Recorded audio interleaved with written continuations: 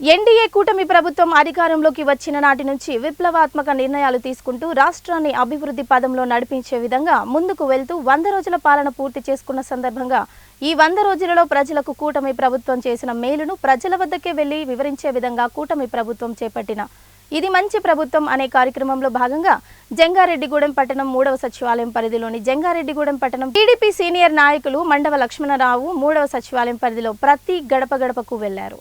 ఆయన మాట్లాడుతూ కేవలం 100 రోజుల్లోనే కూటమి ప్రభుత్వం అభివృద్ధి వైపు దూసుకుపోతుందని, కేంద్ర సహాయంతో కూటమి ప్రభుత్వం కేవలం 100 రోజుల్లోనే దాదాపు 2000 కోట్ల రూపాయలను డిప్యూటీ సీఎం పవన్ కళ్యాణ్ గారి శాఖ అయినటువంటి పంచాయతీ రాజ్ శాఖకు విడుదల చేయడం జరిగిందని, అలాగే 2047 సంవత్సరం నాటికి మనం స్వాతంత్ర్యం సాధించి 100 సంవత్సరాలు పూర్తవుతుందని, అప్పటికల్లా మన ఆంధ్రప్రదేశ్ దేశంలోనే అభివృద్ధి చెందిన రాష్ట్రాలలో మన రాష్ట్రం ముందంజలో ఉండే విధంగా ప్రతి ఒక్కరూ సహకరించాలని కోరారు. ప్రభుత్వంలో మన జగన్మోహన్ రెడ్డి గారు హిందువులకు అతి ఘోరమైన పాపం చేసిన నాయకుడు.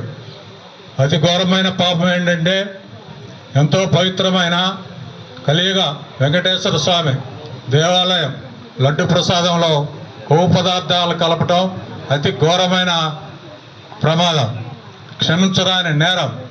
అలాంటి వ్యక్తులకి మనం ఎప్పుడూ క్షమించరాని విధంగానే చూడాలి.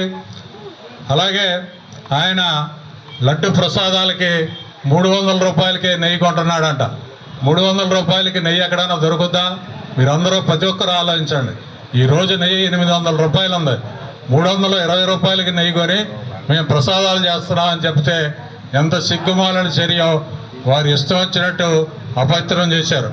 ఆనాడు అన్న నందమూరి తారక రామారావు గారు ఎంతో దూరం నుంచి మన కొండకు వచ్చే భక్తులందరికీ ఉచిత భోజన సౌకర్యం కల్పించాలని చెప్పి ఆ రోజు శుచిగా శుభ్రంగా అన్నప్రసాదాలు అందించారు.